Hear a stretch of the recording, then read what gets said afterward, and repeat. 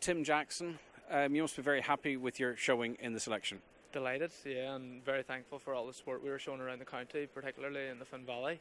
And I think it shows that there's a real appetite amongst the public for change. We were offering policies that were very different, I think, to what most of the parties had on the table. So there's definitely been an endorsement of those policies. And do you think you maximise the potential influence of social media, YouTube, Facebook and what have you in this campaign? Because obviously it can be a very expensive process, and if you don't have that party machine behind you, you have tools out there that you can use for next to nothing. Exactly, we try to utilise social media as much as possible because it does generally offer you a free way into people's lives and a platform in which to share your message, and so the balance, I suppose, is slightly better in your favour whenever you're able to be quite creative on it, and people did respond in big numbers, thankfully.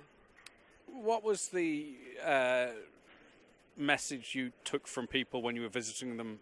Well, the old saying, on the doorstep. What is bothering people most as you saw it? I think the recurrent issue time and again was water charges and roads, and so I think that came up most of the time as being the number one issue for people, number 1 and 2. So if those issues were to be dealt with by the incoming government, whatever government forms, then they'll do very well, I'd expect, in any further general election, because this county in particular, in terms of its infrastructure, is so far behind the rest of the country. And the next general election, do you see your name in the hat? It's not over yet, by the way. When we're recording this interview, there is a possibility that you could squeak in, but, perhaps maybe not. If you don't get in, are you finished with politics now, or has this increased your appetite for it?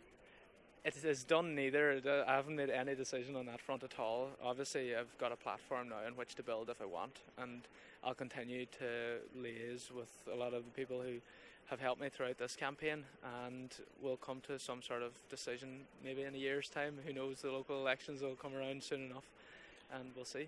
Okay, Tim Jackson, thank you very much. Thank you, Greg.